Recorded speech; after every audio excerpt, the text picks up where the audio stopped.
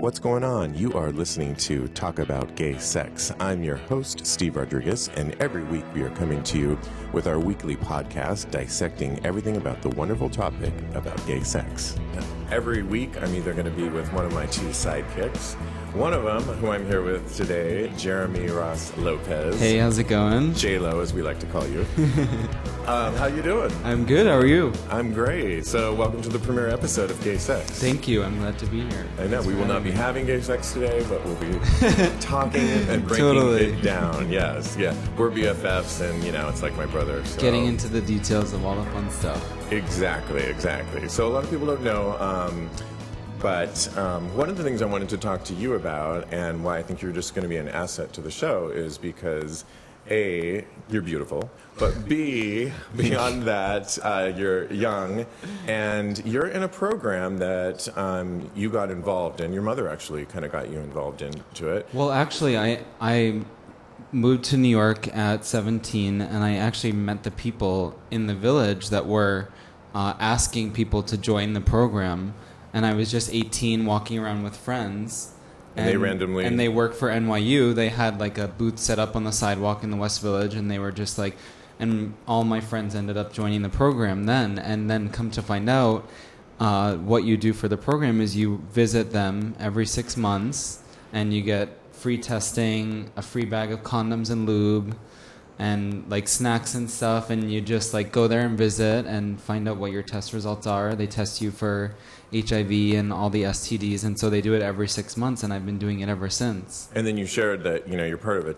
The reason they're doing it is because they're testing, yes, research-wise, correct? Yeah. So I become a part of statistics that help them with gay sex studies in general across New York, and then they take those studies other places, right, and they just compare results of them. But they get really personal, right? Yeah, totally. So, in addition to that, they'll ask things like drug usage. Or... So when you meet up with them, every 6 months you sit down with another person, and they give you a calendar, and you go back 30 days from that exact date, and they ask you everything about the 30 past days, and they say you can look through your calendar, through your text messages, if you can't recollect, and they write down big holidays so that you can kind of base off of if you don't really remember or you were not totally there when something was happening. So and then you go into detail for each day, and they literally break it down with like, did you do coke this day? Did you smoke a blunt? Did you drink? Were you intoxicated, or were you just socially drinking? But they're non-judgmental, right? But I mean, they make it so relaxed. Everyone that works there is pretty young too, which I guess helps when you're young and someone, it's not like an older telling you that this is wrong from right or whatever, so you feel comfortable talking about it with the people. Right. And also, because I've been there for so many years now, I kind of know most of the people that work in the office, because a lot of them have stayed on this study. They're like, hey, what's up? So yeah. I drank too much. Yeah, exactly. And I haven't benefited because you gave me all those gold seal condoms all the ones, and everything. Because I still had so many left over from the last visit, because they give you a huge bag of condoms and lube. And then I like the gold ones. Yeah, so I was like, can I have a whole bag of the gold ones? And he's like, sure. So I gave them all to this one. Of course you do. Exactly. Well, okay, so, great. So, anyways, I think that's going to be a great asset. And you, like you said, you've been doing it since you're 18, and now, how many years have you been doing it? Just to not give your age away. But... now I've been doing it for 7 years. So yeah. Wow, cool. And things like PrEP and all that? That actually is interesting. It came up 2 years ago when I was visiting, and I really knew nothing about it then. I'm much more educated on it now, and they would ask me, there's a computer questionnaire that you take after being interviewed by the person in person, and the computer questionnaire takes about 45 minutes, and they were asking all about, would you take a pill if there was such a thing? And so I never really knew that there would be a thing. Right. But I was assuming that something would come up, and that was something that they talked about early on, but I knew nothing about it then, and so now I'm available. on it. Oh, right, yeah, no, you are on it, so great. Yeah. And we'll have other episodes about PrEP, so we won't go too much into it. Well, on every episode, I'm super excited. We always have a guest or two, and today We are blessed to have Gregory Nalbone blessed, yes. On the premiere episode. On the premiere episode, exactly. I had no idea. Don't fuck it up. I feel so special. Yes. And pressured. No, just be your amazing self. I mean, as many people know him, Gregory is a social media, well, I like to call it. Whore. Entity. Entity. I mean, you post like a photo, like I was looking at one the other day. My cats. Gia, one of your cats, was looking at you, and it was like your butt shot. I mean, you had like underwear on, but she was like rolling her eyes. Oh, that was yesterday's. Yes, I love that. That was super cool. They always seem to just pop up at the right time. I think maybe they're bigger attention whores than I am. Right. Because they want to like get in the picture.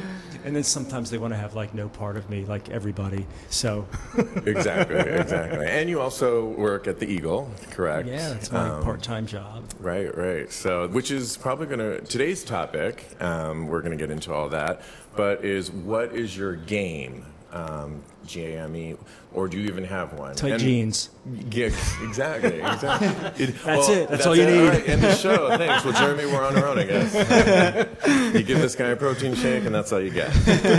Anyway, and I don't even know if gay guys even talk about game. It's like something that I've heard in like, heterosexual communities, it seems, but like I've never really heard guys that much talk about game, and it got me thinking, like, when you're out and about in bars like the Eagle or whatever, I mean, do you have a game, and sometimes do you find yourself on the more predator side of it? Sometimes are you more, the one being stalked? Yeah. And I think maybe it's fluid, or it's changed throughout the years, or sometimes it's everything. And for both of you, I think it's going to be interesting because you work in fashion and currently in a retail store, and also sometimes at the Eagle.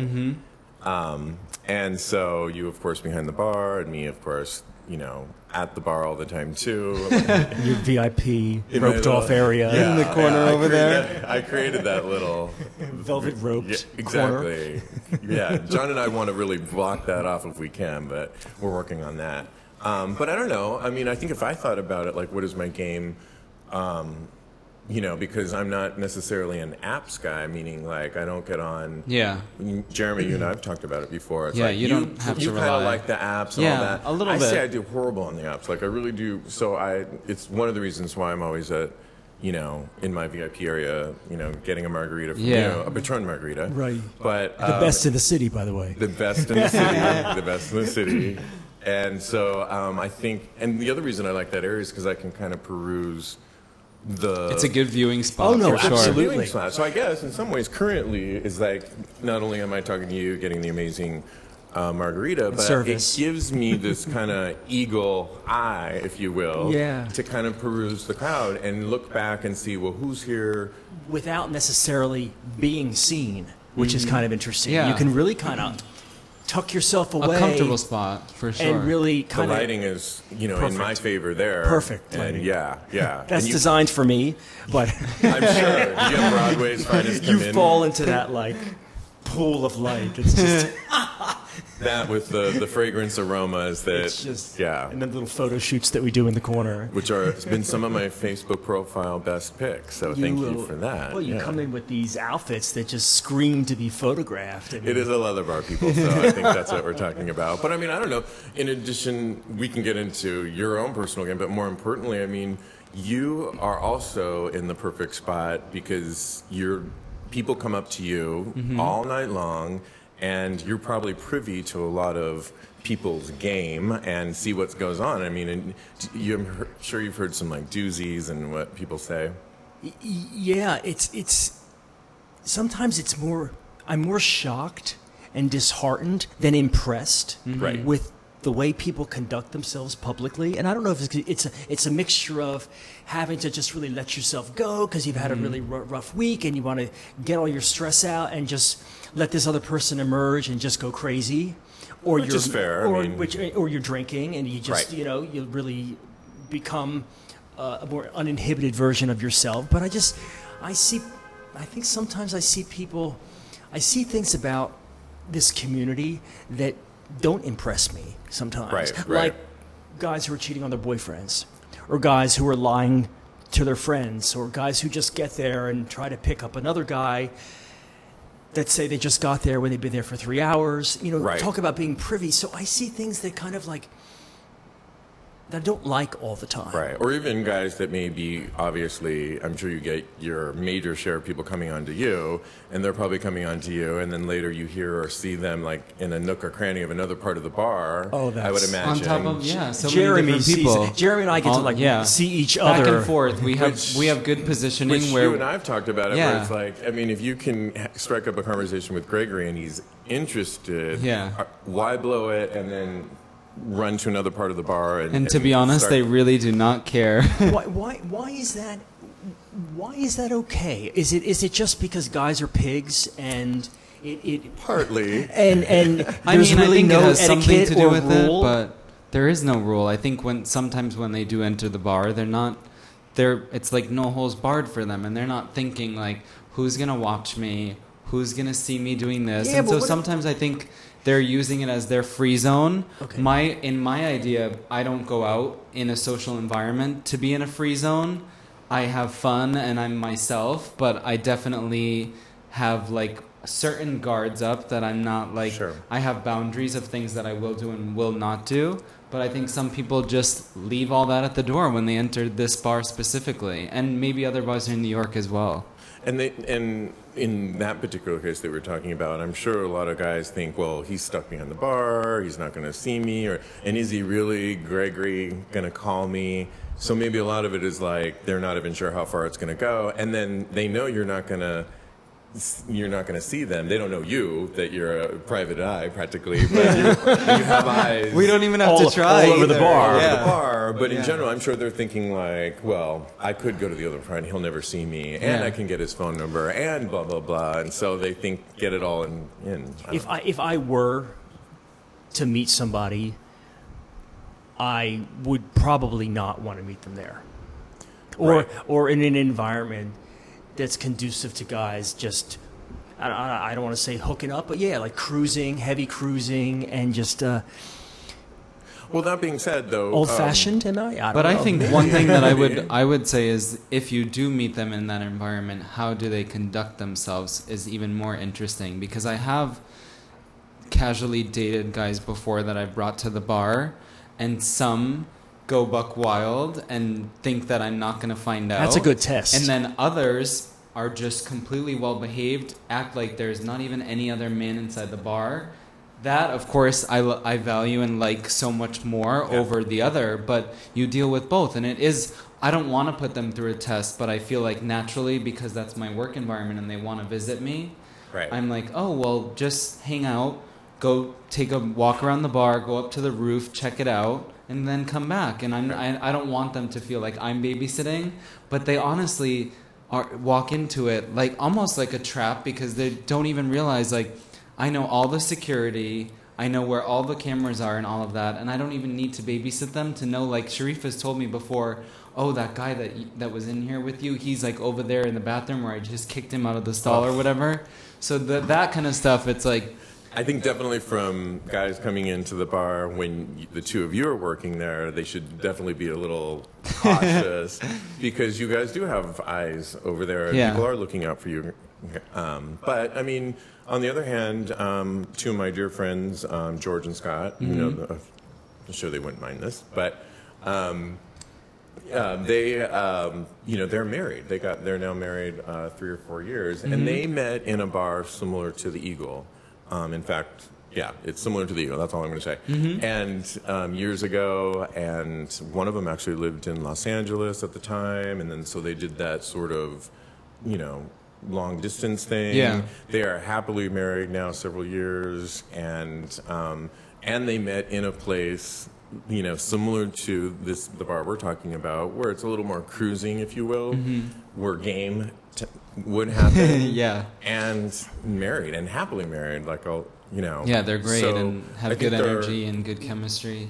So I think, old-fashioned and non-old-fashioned, I think that there are examples of people that could meet in those establishments, but maybe not for everybody, I don't know. I mean, for me, I don't work there, and I think my game has sort of changed throughout the years. When I was younger and a go-go boy in the 90s in San Francisco, yes, the 90s,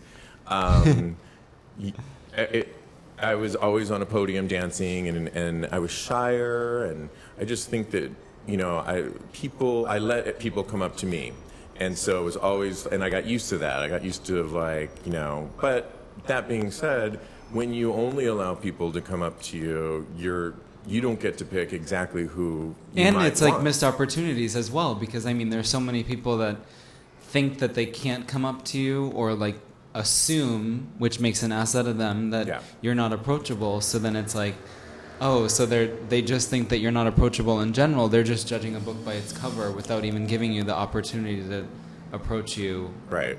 Or just being too nervous to. And missed opportunities, because then you don't get who maybe you'd want to meet. Yeah, totally. And so you're just always waiting from behind. And in some ways, as a bartender, I'm sure that's, it's a totally different thing because it's a service thing, but people are always coming to you, and you get probably so many people commenting on social media to you, so you've probably gotten a little bit of used to that too, correct? Yeah, and like you, having dabbled in the go-go dancing world for a couple years in New York.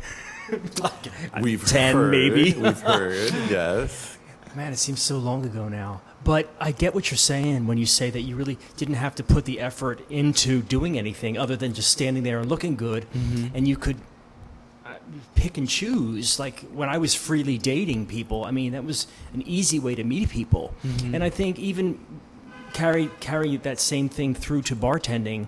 You're kind of like in the public eye on a bit of a pedestal, and you can really kind of pick and choose who you might want to socialize with or pursue a conversation with. And on the other hand, I'm really on the shy side, like socially. He is, right? We can vouch for that, A bit Jeremy? awkward, and I think that there's just Not a lot of awkward. deep-rooted, maybe lack of total confidence that I might have, like in my approach or my game. And I think that I don't know where it started, but I always had like a fear of rejection. I think I missed a lot of opportunities because I was afraid that I wasn't going to be somebody's type, or I didn't want to hear no, or I didn't want the sting or the burn of hearing what they might not have liked about me. So I got used to that. And then like us, we were dancers before. Maybe we were a little lazy for a minute because we got so used to people comfortable, lazy, whatever. We're used to people coming to us, and so why are we going to then go? You don't even need to. Gregariously go out there if you don't have to. The only problem with that is, what I feel at least, is that you don't get everyone, and you can try, but you don't get everybody that you maybe would want. And so what changed for me was like getting, I think just becoming a little bit, going to the Eagle, aging, whatever. I've just gotten a little more comfortable in my own skin, going out by myself, which I would have never in the past done. And fortunately with places like the Eagle, it's really easy to go and by it's made you yourself. feel so comfortable to be out and about by yourself, being social. Absolutely. And you don't need any tag-alongs or anything to still have a good night or So just now enjoy. I feel like when I go out, if I do see somebody in a bar or somebody that's interesting, you say hi. I'll even go up to them. Yeah. It's like, wow, I can't believe I've I'm seen doing it. that. Yeah. Yeah. No, he's really good with it too. Even I And like. it doesn't always work. It doesn't mean that no, whoever it doesn't. I'm going up Of to course. is, But you're very selective, and I've noticed I've seen you watch people. Yeah. You ask sometimes for my opinion. yes, If I might exactly. know somebody, you're careful. Well, because there is that element of rejection, being turned down, embarrassing yourself. Maybe you don't know that they might have a boyfriend that's standing 2 feet away, or a boyfriend that's just not there and they're just out with their buddies.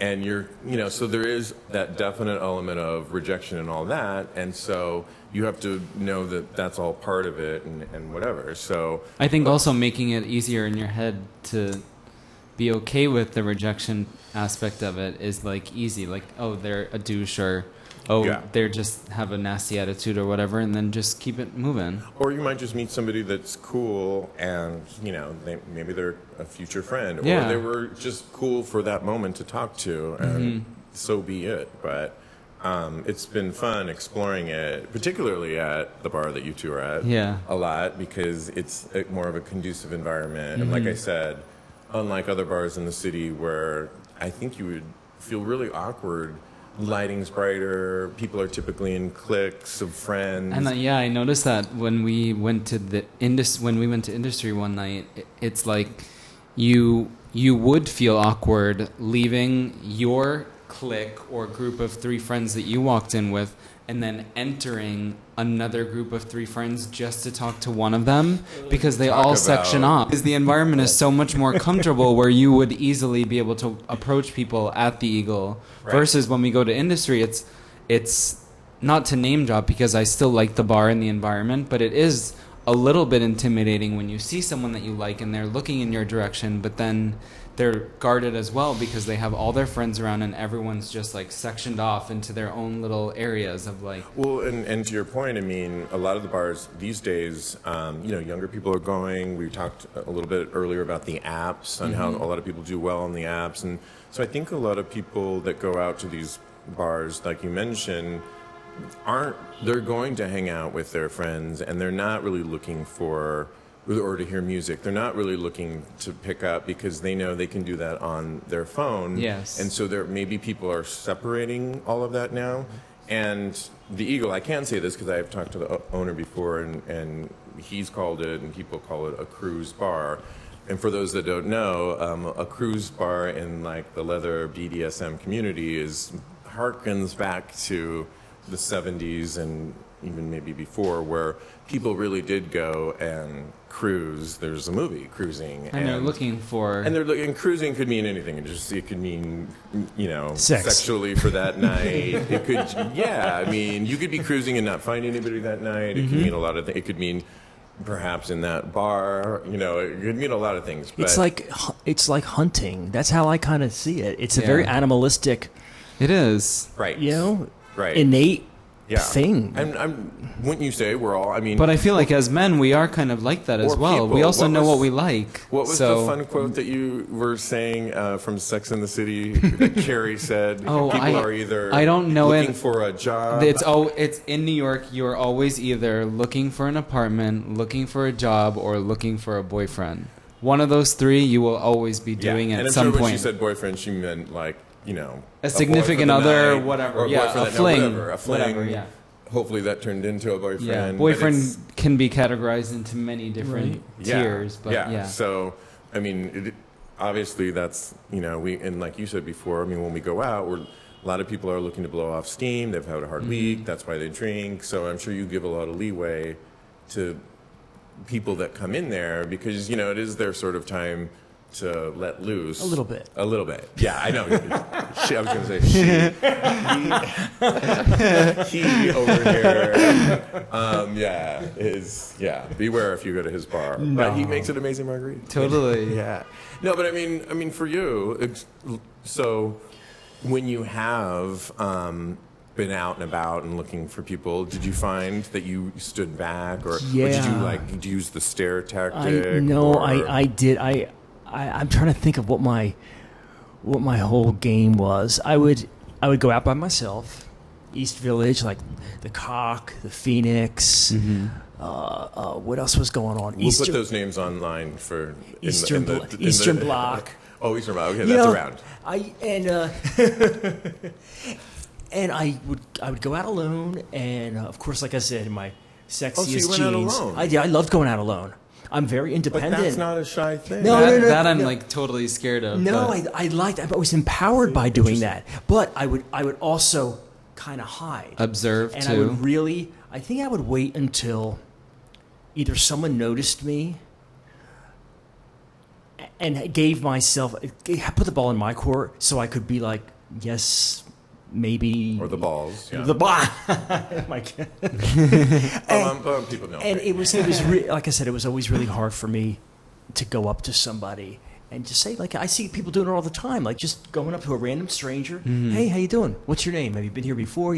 I just never felt like I had the capability to do that. So I would wait for someone to come to me. However, I do think it's a big deal that you when you have gone out by yourself several times, and I think that's like huge, right? I mean, it is for sure. It's that definitely a test of showing yourself what your not only self-worth is, but what you can actually accomplish by being out by yourself, and you don't actually need, not that not having going out with friends is amazing, but that you can still be comfortable. That's not and to be taken lightly. Without Yeah. relying on Yeah. like yeah, a, I mean, I a think buffer or it something. does come out to the fact that that moment, even, your moment to decide to go out, get ready, what you're going to wear, those jeans. And It's a whole of course, for you- ritual. I love it. Yeah. Yeah, I'm in my ritual too, of course. Well, we're all fashion people, so of Yeah. course. But then that moment when you get out of the cab and you're going to walk through those doors, you don't know what's behind the doors, who you're going to be walking into, who's going to be like staring immediately. Oh, you're making my Who do you adrenaline want go to- right now. I mean, but all of that is, does raise your adrenaline and can be a little nerve-wracking. And so I do give you a lot of credit for, you might think you're shy and all, but you actually have the courage to do that. And that's kind of, I like how you see it like that, because I never really would have broken it down like that before. I think No, that's I a realize that biggie. it's exactly like that, because I remember the night that I want to say Steve was out of town. I went with John out. John's and, one of our and John other- is another one yeah. of our best friends. Yes. And we went to another bar, and he was like, I think I'm going to go. He just was not really in the mood to stay out. And it was already late-ish, but I was still not. I had the next day off, so I wanted to stay out. But he didn't want to stay. So I got really nervous, and I was just like, I don't know. I kind of shut down a little bit and got really nervous. And then I was like, you know what? I can do it. And I left that bar, went to a different bar that's more of a dancey bar.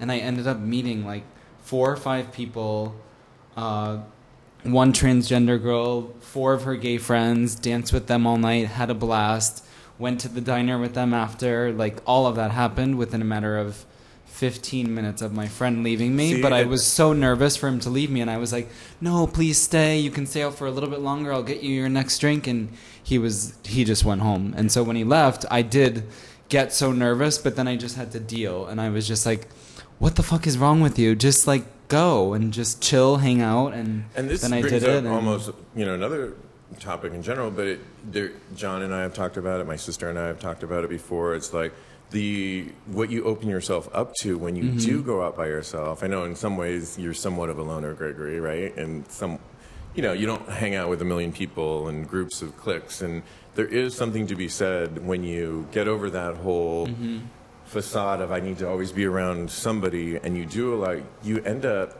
meeting some really cool people. The spontaneity that Totally. happens, you never know who you're going to meet, and that can be so exciting, especially in a city like New York. And do you think that it could really lend itself to you being more approachable as well? If you're not, like you were saying before, someone might be intimidated to approach somebody within a group of people, and if you're alone, I think it would be much easier. it's much yeah? more welcoming. Yeah, because Yeah. you're also not introducing yourself to 3 different strangers. No. You're Yeah. saying hi to one. Right. If they're not that great or you don't have good chemistry off the bat, you can just walk away. Right. But if it's 3 or 4 people, you're introducing yourself, which is already ballsy, to a small group of people and Yeah. saying, hi guys, this is me. Now the reason I walked up is because I think this one's cute. No. But you wouldn't say it like that. I would never. Well, you're not going to say it like that, but You're essentially, giving me Yeah. quivers. Just I could never. No, I know. Have the courage to do that, to walk up to a group of people, Oh. to meet one person. Yeah, no, me either. It Because terrifies me. that would terrify me too. Yeah, and that's why it's cool that there are bars like this that exist. And even today, you think that you still sit back a little bit. Let's just say some hot guy came into the bar and comes to your bar. Well, it's weird. Well, I'm not dating anyone. I'm not looking to date anyone else right now. Right. So, But game is sex, so you're Yeah, not looking I for sex mean- either. no. Not Okay. really, no. Wow. I mean, I have a situation that I've been in, Right.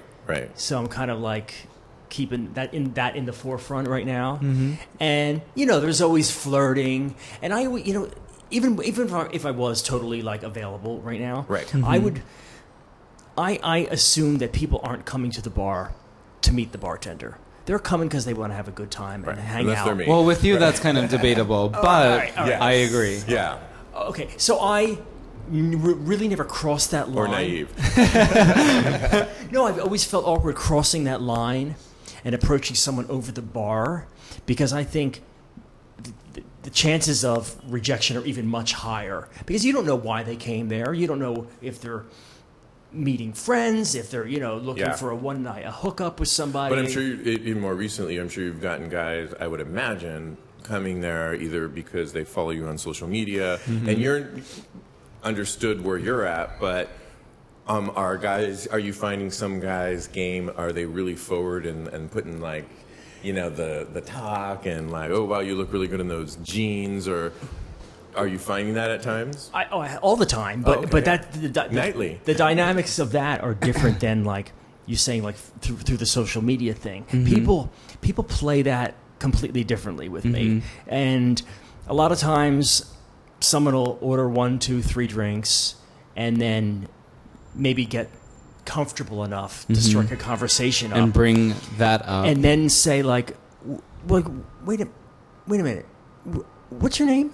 And I'm just, Gregory. Jeremy and I just rolled our eyes. Yeah, no, but it really has happened. We laugh a lot. because we joke because you and I will post like a picture and we'll be like, I'll be like, I've got 40 likes. Yeah, I'm, like, yay. super excited. Yay. It was a good posting day. Yeah. And let's see what I can get the next time. Were you in your underwear though, Steve? Sometimes I am. I mean, and in 40 is Speedos still and stuff, good for me. yeah. You'll post whatever, your cat, and it's like 3,500. And In 5 minutes. I know. And that's amazing. But one thing that we have talked about is he said, one thing that I found interesting to piggyback what he's talking about with his social media is that guys will say things that you wouldn't even think they would actually say out loud, and they're like disrespectful things. Like they're disrespectful, like yes. as in, I don't know, just that I've enjoyed looking at your pictures so much that it's gotten me off, or just you mean for awkward, example, yes, awkward situations the that's guy how that they said approach to me you. like a month ago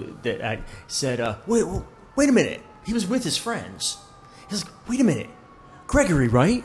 And I said, he's like, oh man, I fucking whack off to your pictures all the time.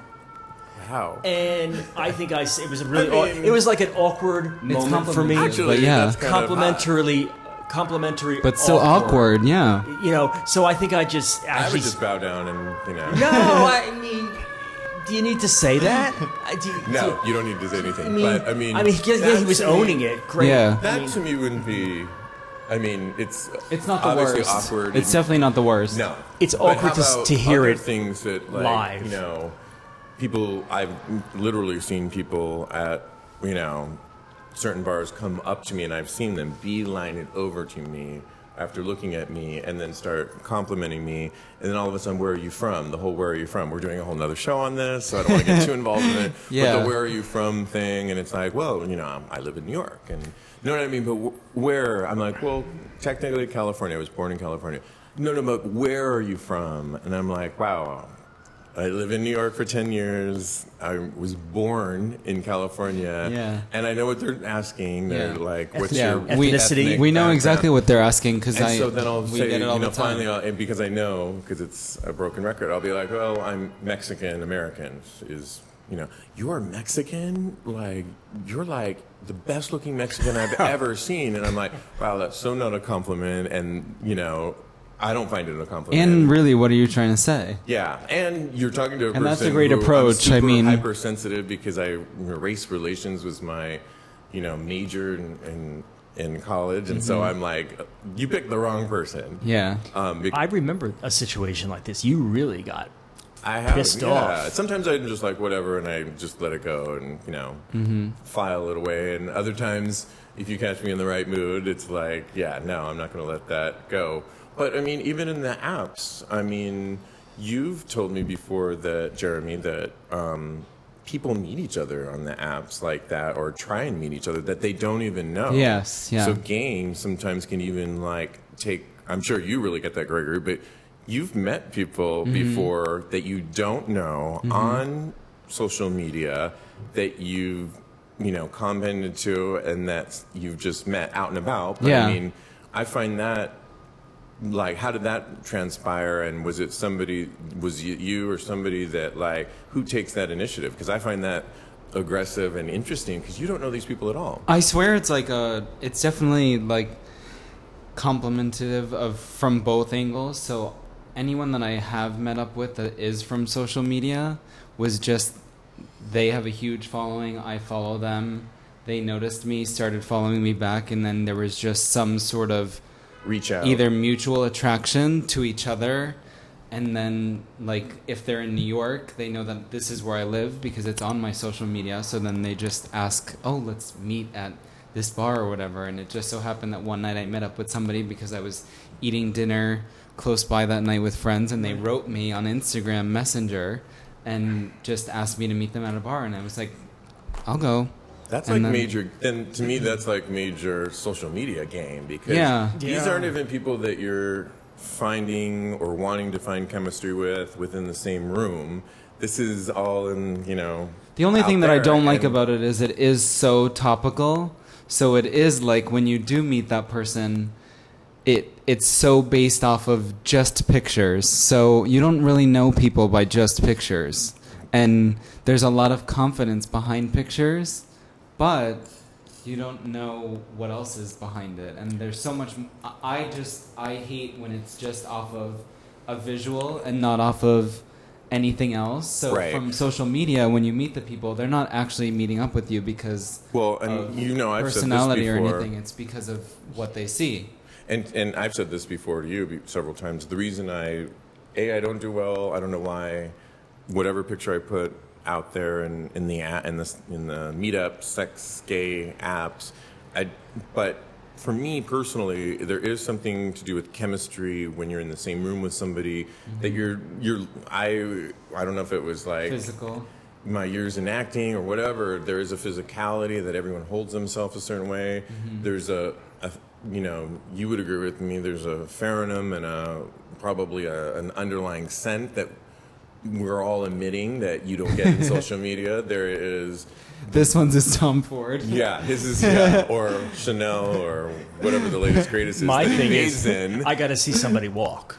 That's my thing. Well, because you have a strut. I'm talking about my walk. So, You got to So that's a thing for you. Like, got to see the Wow. walk and the shoes. oh, really? Yeah, that's interesting. And for me, it's voice too, because and the I think hygiene. hygiene. Yes. Like they're the.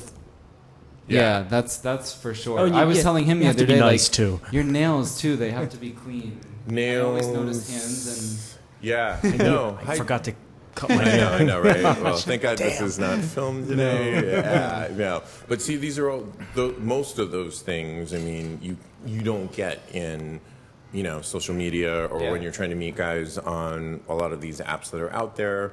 You don't get all that. And to me, and I always, I use my dog as an example, and having my dog for so long. And I used to see, and he's with my mom now, his nose is going like 80 miles an hour. And I have the best example ever was I had a neighbor down the hall, and he had a little pug, and they hated each other, the two dogs.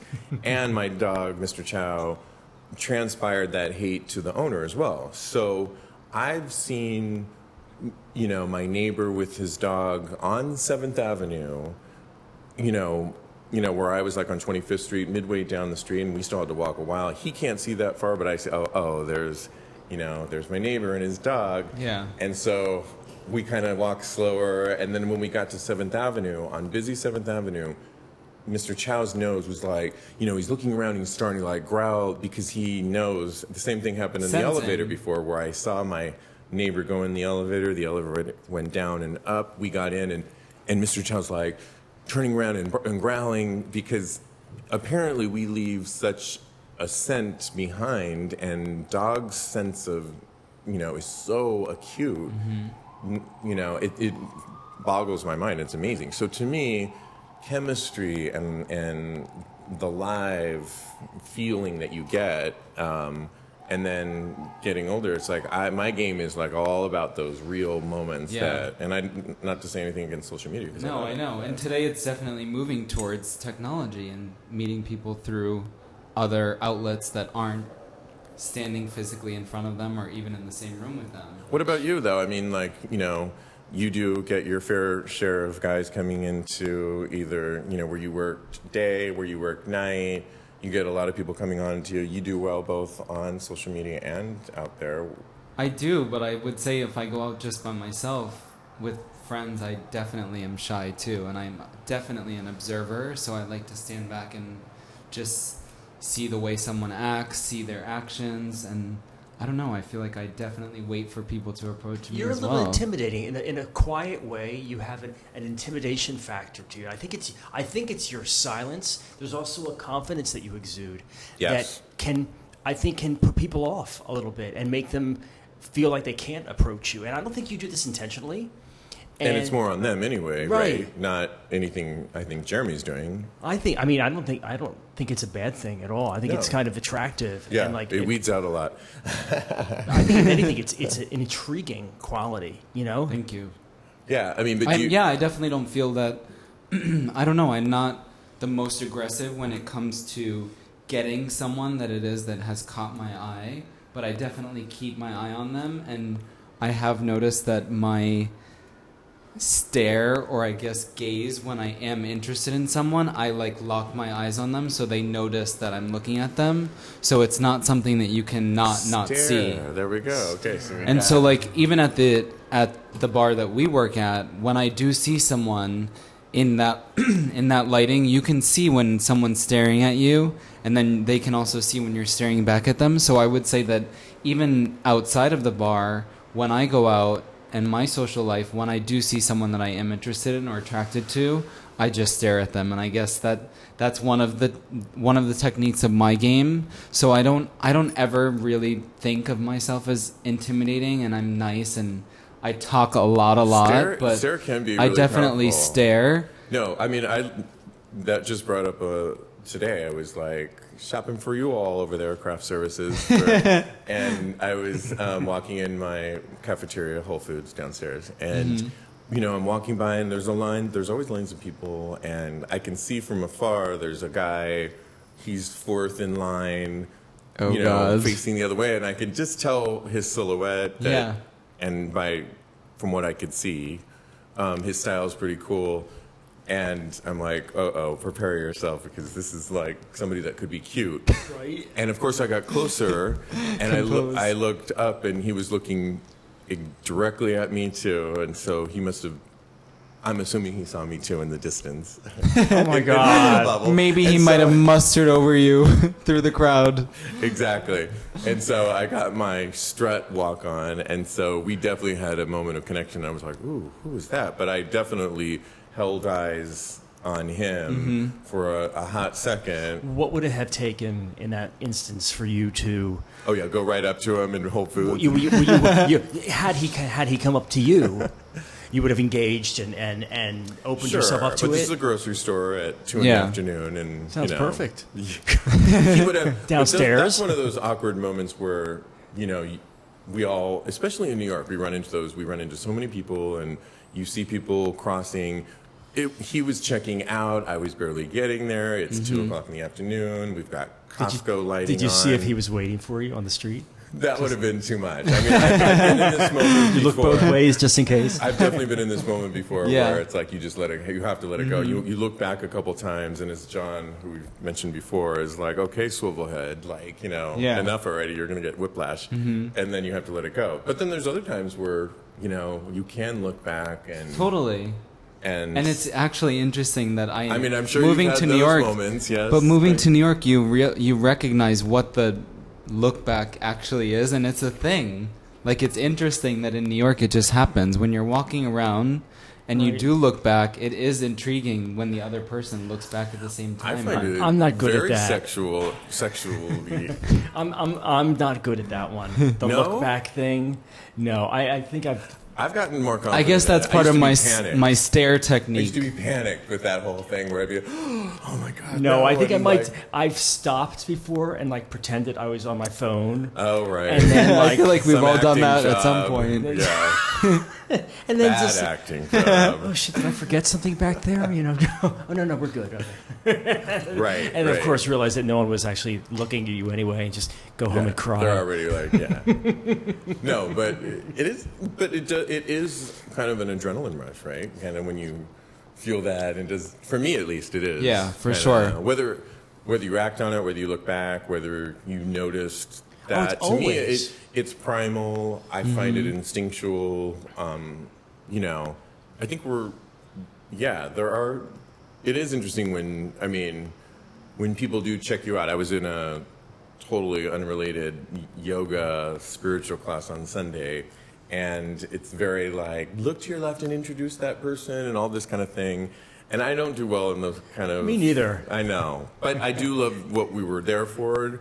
But, of course, you had to do it. And there was a woman that was next to me, and she, of course, looked over, and she was like, hi, don't you love this? Isn't this amazing? And on it. I'm like, it is. It's great. And then she had a moment where she then took me in. And what I mean by that is, Sized like, you up. looked, oh, well, wow. And I happen, as many people know, I wear a lot of accessories. And that day it was To yoga, like, your yoga class. yes, Anywhere. I was wearing a ton. I had every bead, every. I expect nothing less glitterati. from you. And she was like, "Oh, and look at you! Wow!" And she sized me up, and it was so obvious. And I think she was just like, "Well, look at you! You look amazing!" And blah, blah, blah. And I was like, "Thank you." But it was weird when you see somebody really just take you in like that. Yeah. It's a little daunting. At Did you times. tell her these are going to be available on Pulse I didn't go accessories? that far. I was trying to namaste it and be, a little spiritual. Not and sell it I on was the hoping that spot. was, I was hoping that was the last I had to talk to her. But not very yoga, but yeah. But it was interesting. So, but I do find those moments when you meet people on the street kind of interesting. But I think staring in general, like Staring's we a were great saying, one, it's just, yeah. really is like, it happens with us. And just, then in another way, my other friend and I were talking about, we had seen this movie, Keep the Lights On by Ira Sachs. You guys should watch it. We will put this on our list of things to keep up with. But Ira Sachs is an amazing writer, director, openly gay, and he did a movie 3 or 4 years ago called Keep the Lights On. And it's shot in the 90s here in New York City, and it's about two guys that meet back in the 90s, Jeremy. We used to, one of the ways we would meet 90s people, baby. one of the ways we'd meet people is we'd go on these like 1-800 chat lines. Oh, shit. And the movie starts with like a black screen, and all you hear is like, hey, what's up? Where are you? Oh, yeah, 8x6. Really? Oh, bottom. And you would hear this whole thing, and you would be connected into, a chat line, if you will, and wow. you would, sometimes it was just like you were never going to meet these people because it could be you're talking to someone from Arkansas, but then there was these local lines that you could meet people, and in the movie, it's not giving away too much. These two choose to meet up. And the movie goes on from there. It's fascinating. That is interesting. But my friend and I, at the time when we were seeing it, were like, oh my God, remember those days? People would never know what that was like. I mean, because it was a whole thing. You called into these lines. Sometimes they were like 75 cents a minute. Do you remember got the AIM? phone bill. Do you remember AIM chats and like IOL that whole thing when you had a and- username and you would like type in and Oh, chat AOL with people? Instant Messenger, Yes, right? Yeah, Instant Messenger. But then it went to, I guess it was AIM at first, and then AOL Yeah. bought it. Well, and for That's how those, I it met was my all- first boyfriend. Okay. Was on there. So it was all based then on like what they wrote, right? Or Yeah, could so you you send pictures? so you Yeah, type you could so send you type pictures. to them Send and pictures. you could send pictures through it, but thankful that it was to my advantage that during that time that I was instant messaging, also MySpace was a thing. So when you went to someone's MySpace page, you saw what they look kind like. of an idea of what they were like in general. You, Or at least you could you put compare a, it. No, like, but you do put they a really you look put a like that? background on there. You put a song on there. You see all of their top friends and listings. You see comments from people, and then they had profile pictures and then descriptions of like whatever you want to put down there. Okay, so then you can, on this, we had none of that. And yes, we are in New York City. So that sounds super super scary. But, the well, idea of not seeing It's creepy, Well, right? Yeah. It wasn't. I mean, in some ways, for those that have experienced it, it was a little bit of the glory hole Yeah. experience where, for people that know what glory holes, I mean, it says it is what it is. I Yeah. mean, guys put their dicks in a hole and somebody on the other end was just And it's leaving it up to the imagination for sure. You have no idea, or a dark room. That anonymity factor. Yeah. And which kind of makes it hot, but then also a little scary. Well, we have friends that you and I have talked, Jeremy, before that think that's like, you don't know if they're clean or if they're, and not clean. Our friend is not talking about clean, like hygienic. He is talking hygienic. I would be more careful. I would be more STDs. STD.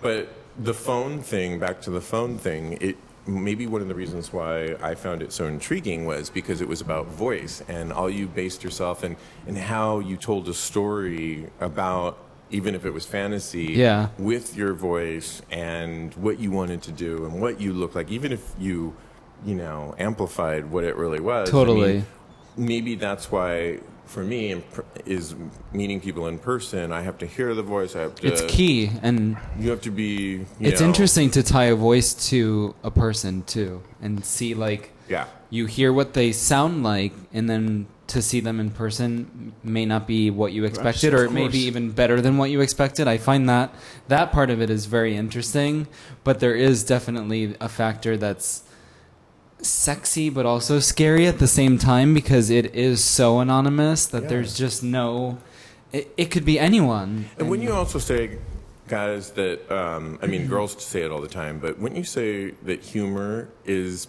a game, like, do you guys like it? For me personally, like, I find it very sexy or interesting when someone's quick-witted and they've got a good sense of timing and humor. Yes, and I've certainly tried to use my quick-witted humor in my game, if you will, to attract those, because I feel like a lot of guys are clueless and don't have that, and to me, looks and everything are fleeting, but if somebody that I'm interested in, a sense of humor is key for sure. And that is sort of, when you say that's game in some ways. For me, it shows someone that, especially someone that can make fun of themselves, sort of too, shows self-deprecating. I think that really shows a spirit and a confidence, which is a big turn on. Right. And just the ability to not take yourself so seriously. In a world that does. At times. In a world that does.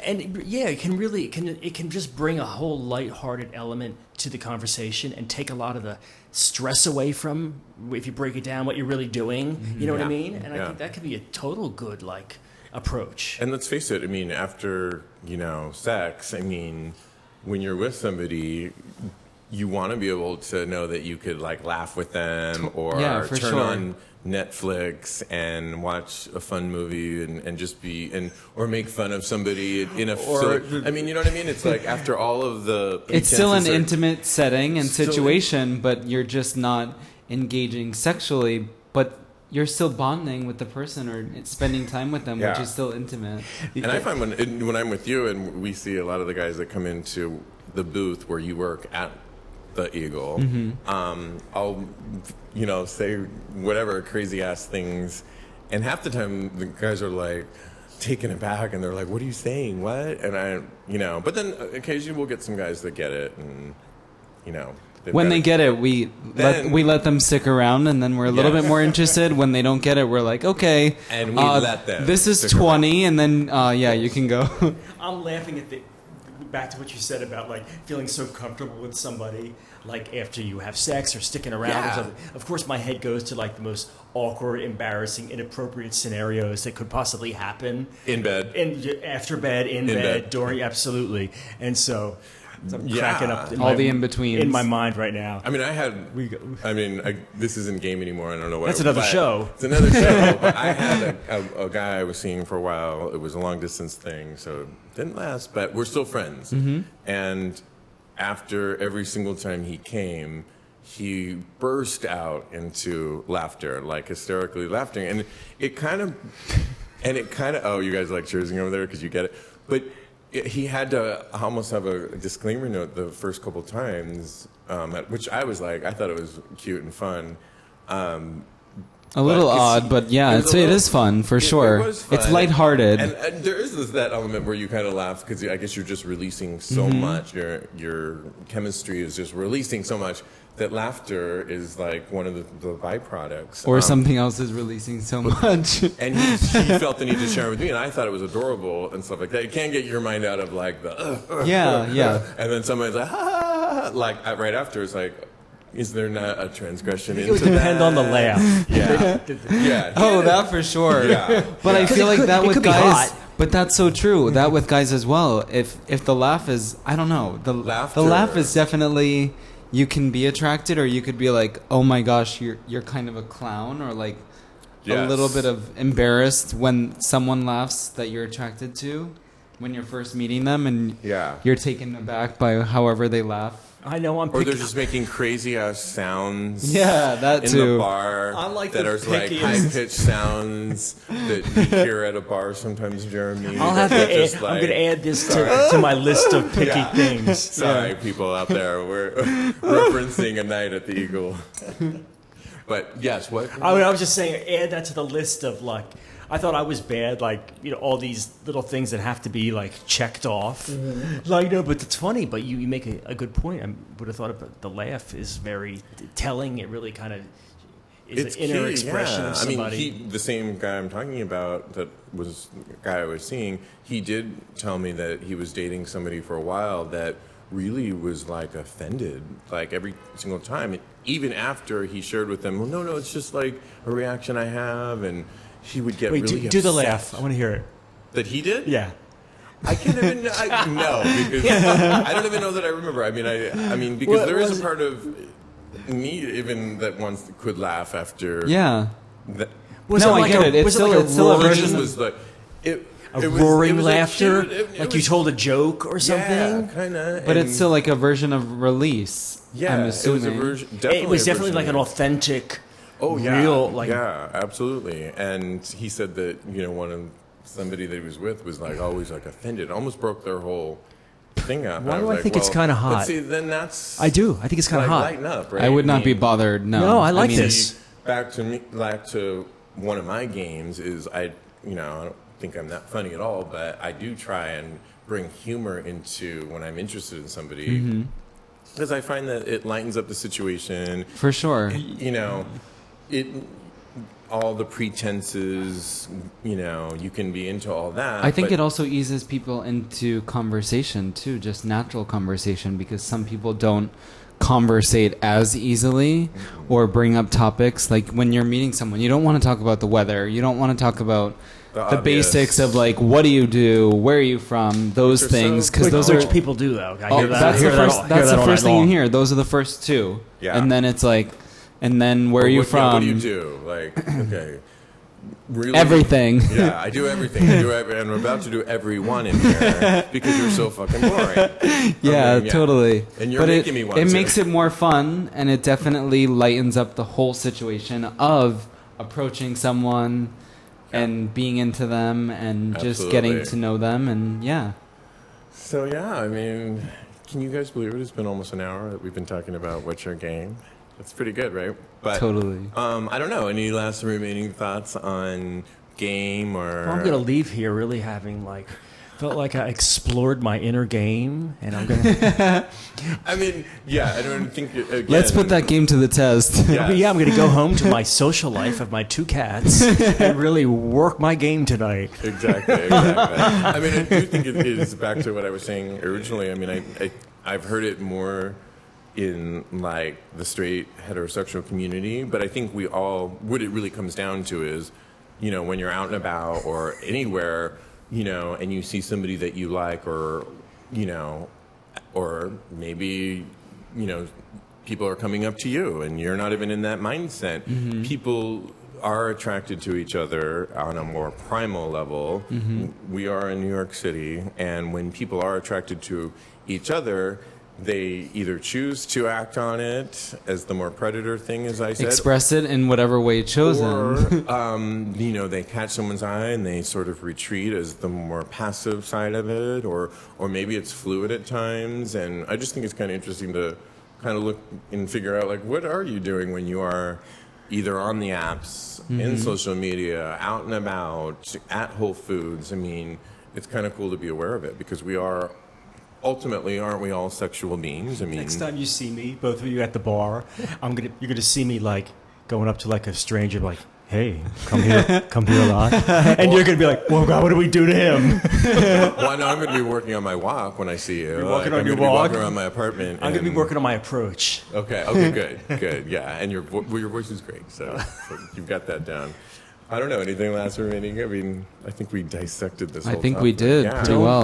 don't get in the way of Jeremy's gaze. Exactly. Stare. Yeah. Or My you'll stare you'll when I'm on it. Oh, yeah. Bewitched Or when he's forever. Not feeling it that night. Which Yeah. Oh, I've seen that one.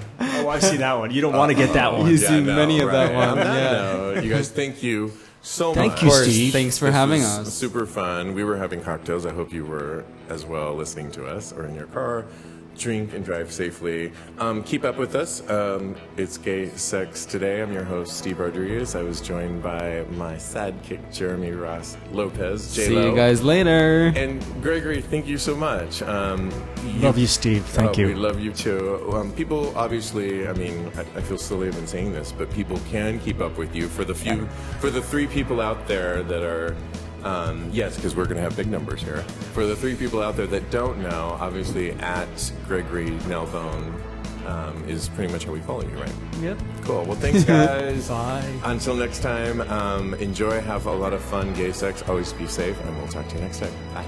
Don't forget to follow us on social media with @TalkAboutGaySex on Twitter, Facebook, Tumblr, and Instagram. That's @TalkAboutGaySex.